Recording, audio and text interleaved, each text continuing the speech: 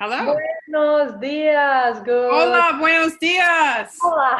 Hola. How are you, Edie? It's Muy fantastic. bien.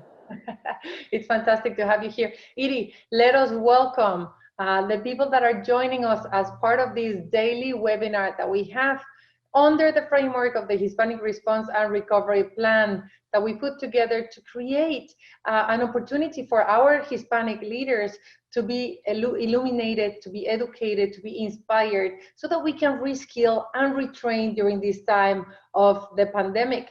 Edie, you are my favorite guest. You and I, Oh, yes, you're my Edie, favorite host. you and I host a podcast for all of you that are listening. We invite you to have a look at what Edie and I have been doing for almost 2 years or more than 2 years now. I don't know. Crazy. Totally crazy. Crazy. We have a podcast called the Global GoalsCast. That is a podcast that explores how to change the world and how to advance the sustainable development goals. Edie has been listening a lot lately about the Hispanic community. She has her favorite breakfast that I almost delivered for you to London in your birthday is tacos.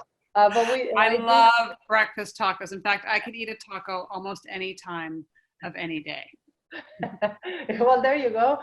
For all of us, we have 365 tacos to share with you for next year. So In fact, right now I have both blue corn and white corn tortillas in my refrigerator, and I'm getting ready to make huevos rancheros tomorrow morning.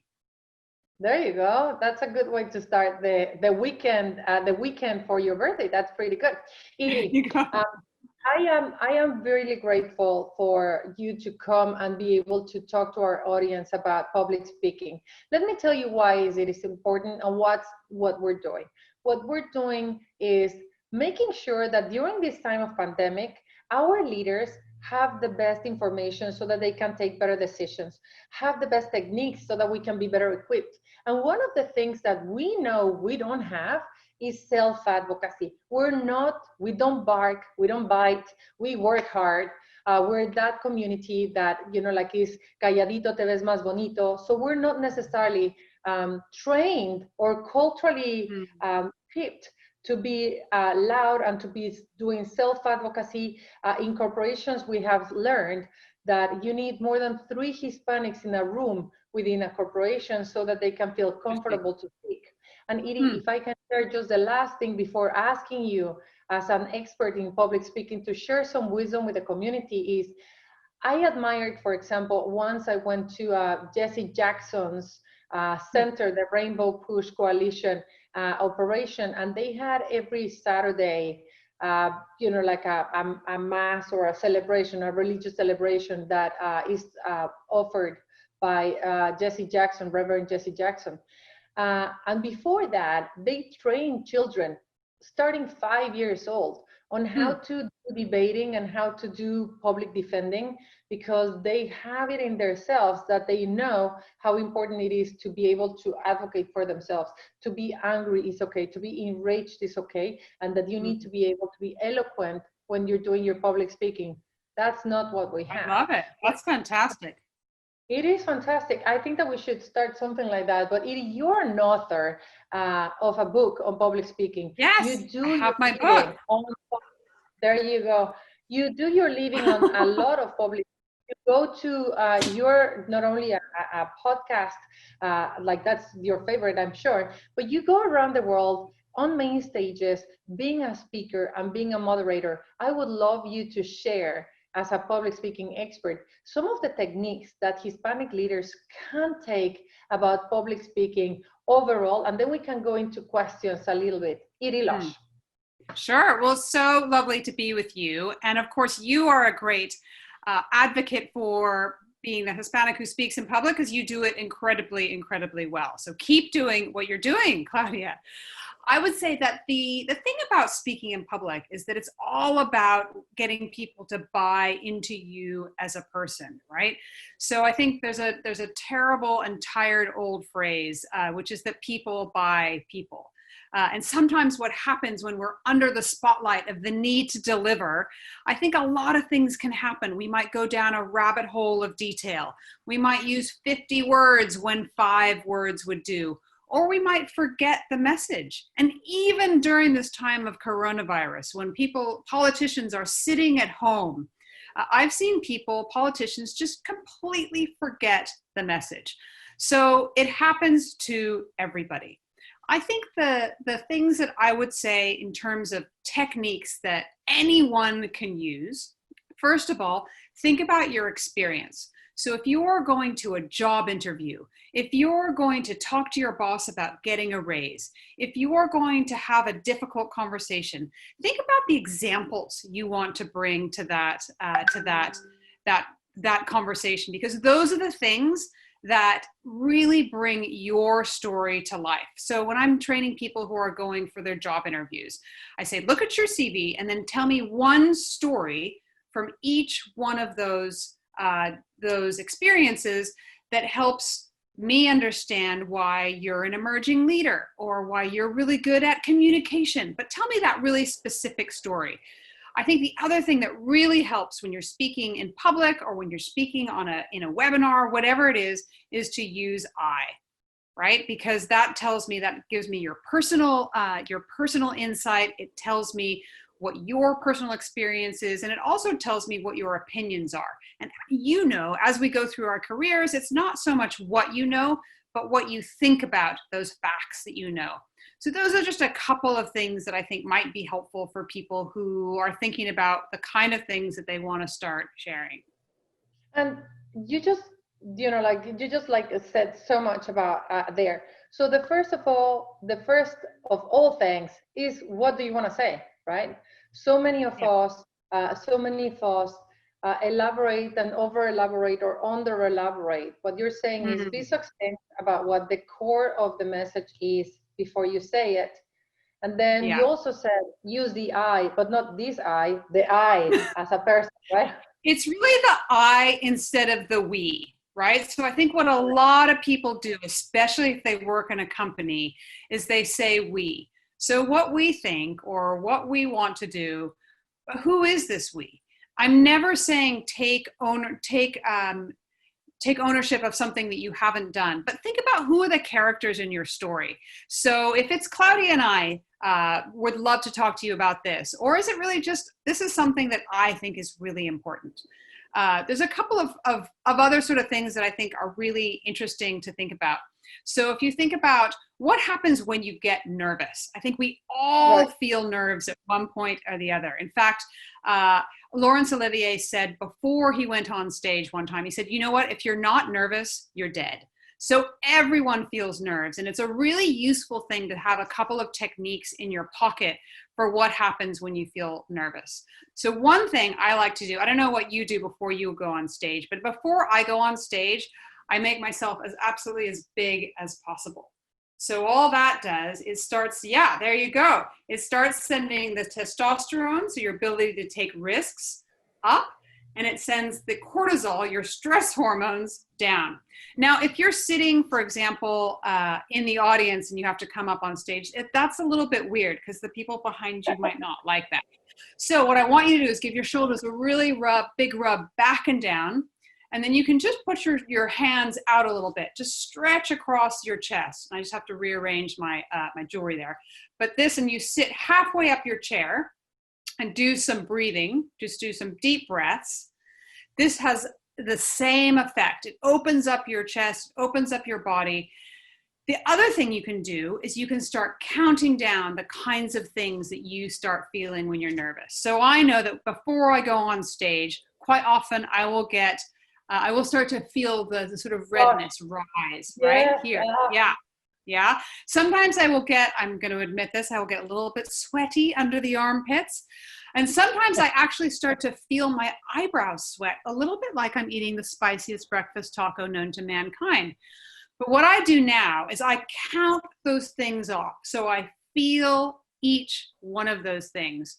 And I know once I've gotten through all of those things, it doesn't actually get any worse. But actually by being present in that, it really helps. And the third technique that you can do, and I think this is really useful, especially if you get thrown a question in a meeting that you don't want to answer, or you think, oh my God, I don't know how to deal with that. Okay, right now, I want you to curl your toes in your shoes. It's really uncomfortable, right? Like it doesn't feel good. But what it does, you can uncurl them now, by the way. What it does is that it sends a message. It sends a message to your brain to think about something else. So suddenly you're thinking about the fact that, oh God, that's really uncomfortable, rather than worrying about everything that's up here. And I learned this technique actually from a fighter pilot he was refueling his airplane in midair. And he was so nervous, he couldn't hold the plane straight. And over his headphones came the message from his squadron commander. And the guy just said, curl your toes.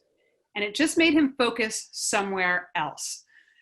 And what's amazing is that once your focus goes somewhere else, you can start to think, okay, now I know what I need to be doing. I need to be thinking about these topics. Here's my message. Here's what I want to say.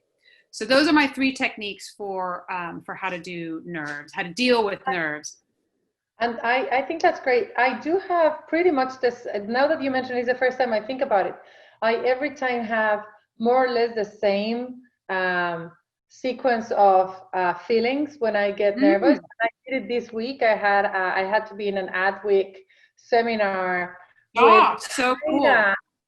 And I was like, what do I have to say here? And I was pretty much feeling the same thing, which is like the rush on the like on the neck, and then hearing my heart in the ears, like boom, boom, boom, boom. Yeah. And then the mouth very dry. And I just got a text saying, like, you're representing us. I got a text from Daniel Rivera, the president of Alpha, who said, like, thank you for representing us. And I was like, you're right. I'm representing a bunch of people. They trust me. I gotta get my act together here, and I have something important to say. But you're right. It's always the same thing. And after you get the third one, I literally was just like saying, like, I have a responsibility. This is not only on me. So, Edie, what about like online? Now we all have virtual meetings, and so it's not only the incredible task, which is to do public speaking, what is also doing them on a screen when you don't have actually the same interaction. So how do you do public speaking on a screen? Zoom, is there any way in the screen where you have to look? How do you see it? Do you stand up? What kind of background? Just tell us about it. So I think that this is a really fascinating subject, and I think it's going to be one that continues to develop. So my number 1 tip is stand up. So I've created in my room, I have about 4 boxes underneath my computer, and I'm standing up. So this actually helps you, again, it helps you open your chest, it helps your diaphragm expand so you can get, there you go, so that you can get to the lower tones in your voice, which we know are the ones that are more powerful. But now you have to make your computer, you have to bring your computer up so you're looking straight into the screen. Because I think the other thing that happens is you're allowed to sit down. It's okay. I think that the other thing that happens on these Zoom calls is that now that we're all getting so used to it, things are starting to annoy us, right? So we're starting to get really annoyed when we see too much of somebody's ceiling, when we see too much of people's nostrils. Those things I think are now, like, everybody needs to get with the program on the Zoom etiquette. I think backgrounds are a really fascinating one. And I am seeing more and more professional speakers either get a green screen so that on a Zoom they can put whatever branding I could have the Hispanic star behind me, right? Or you just have a blank wall, because there's nothing you can take away from a blank wall. The only thing you do need is a good light. So I've apprehended the 3 lights in my office, and they're all sitting on my desk, and they're all on my face, because we all need to see each other's face. The question about where you look is really important, and you have to look at the camera. When you're listening, you can of course look at the person's face. I can try to get some feedback from you from that. But what I really need to do, especially when I'm speaking, is I need to look straight at the camera. I learned this one the other day that I thought was really useful. When you're in listening mode, do you know how many times you should nod? How many? 3 times. You just did it. So if you're in listening mode, nod 3 times. 1, 2, 3. If you nod 2 times, actually, and I didn't know this, it's a suggestion that maybe you don't agree with that person. So these are all things that are One is useful. like, Yeah. 2 is like, no. But 3 is 1, 2, 3, yes. Another thing that is really useful, that's useful not only in this mode of digital but non-digital, is push your chair away from the desk that you're sitting in and come halfway up the chair so that you're not resting on the back. This makes you either sit up straight, or if your posture isn't very good, you might lean forward a little bit. But that's okay, because we are somehow attuned as human beings when we lean forward to think, oh, they're really interested in me. They're interested in what I'm saying. So those are a couple of things. This is pretty much the Angelina Jolie. When I was managing celebrities for different organizations, she actually taught me that you never have 2 chicks on a chair. You have one, or like one or half, where you're really on the end, so that not only you look by far more aesthetic, but also you're projecting power. So the things that we now have to apply to this, you don't have to, you cannot be looking like backwards. You can't do that. No. Okay. So Edie, these are incredible techniques. Looking at the camera, sitting one half cheek. Well, you don't say that, but I'm just come halfway up the chair. Halfway up the chair. And absolutely nodding 3 times when you really want to say yes. 2 times when you say like, nope, not agreeing with that. Exactly. And Edie, you've seen speakers and you've been speaking all across the country for decades. If I had to ask you, what are the real basic, most brilliant techniques for speakers that made you admire them, and that you can share with our audience? So I think the number one technique that if everybody did it all the time, we actually would communicate much better as a species, is to pause. So my recommendation is pause 3 times more than you think you should, 3 times as often. Because a lot of things happen in that pause, right? A lot of things happen in that silence. I, as the speaker, can regain my thoughts. I can remember what the messages that I wanted to say are. You, as the audience, get a chance to digest what I'm saying. And the most important thing, I think, is that it turns a diatribe into what can feel like a conversation.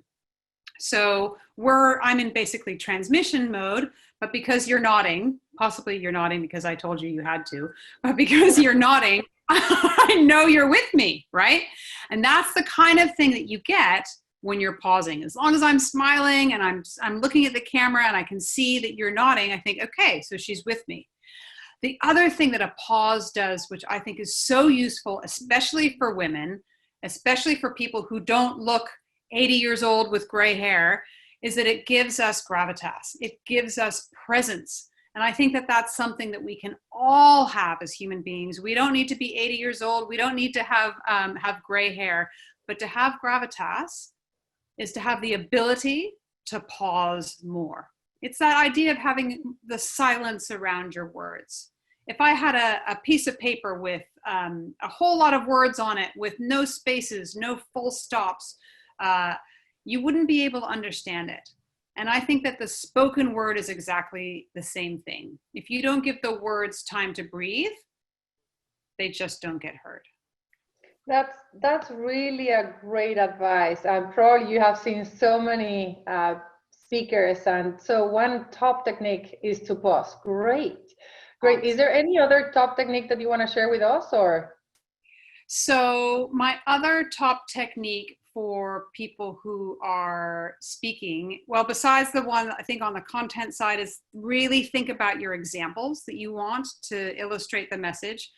The other thing I'd say is use whatever you have. I quite often train people who English is not their first language, and I say use it. Whatever you have, use it.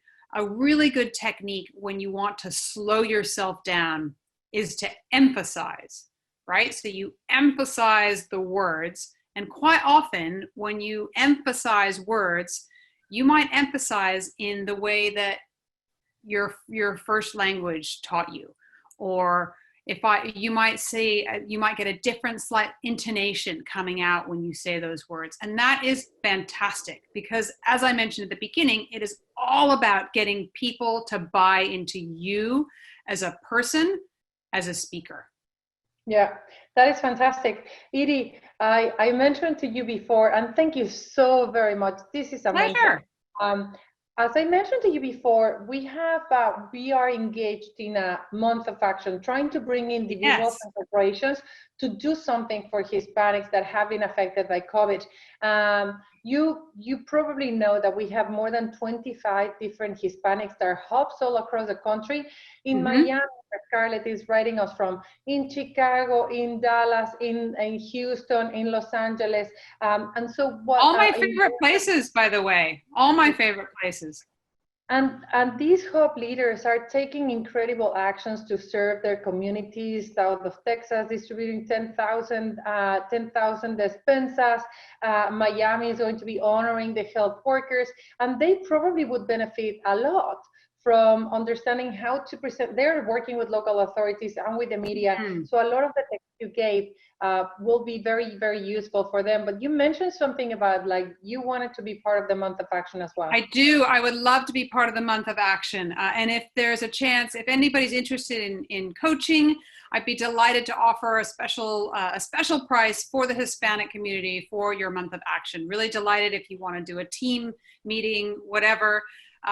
You guys know how to get in touch with me. I have a website. It's edie@edielush.com, or wherever you listen to your podcast. You can find me that way too. And the other thing that I would love, like, that's amazing. We will actually make sure that, like we share this opportunity with the hubs and see whether we can do one training session for all the hub leaders so that they can have that narrative and that messaging all across. But there's one more thing, which is I would love you to consider giving us another very specific webinar for those of us that need to be equipped about how to present ourselves as Hispanics and talk about the data of Hispanics, and and use that and having one single training or coaching session with message. So not only about the techniques, but how do we actually, all of us, thousands of Hispanic Star ambassadors, can deliver a message of we are powerful, we're contributors to society, this is the data about Hispanic, this is how many we are, this is how big we are. And I hope that we can count on you to give us one session for all of the Hispanic Star ambassadors. Delighted.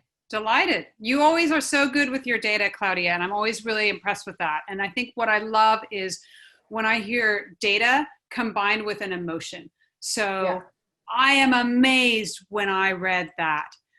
It really surprised me that X, that's the way to get your audience to remember, but delighted to help you guys more on that too.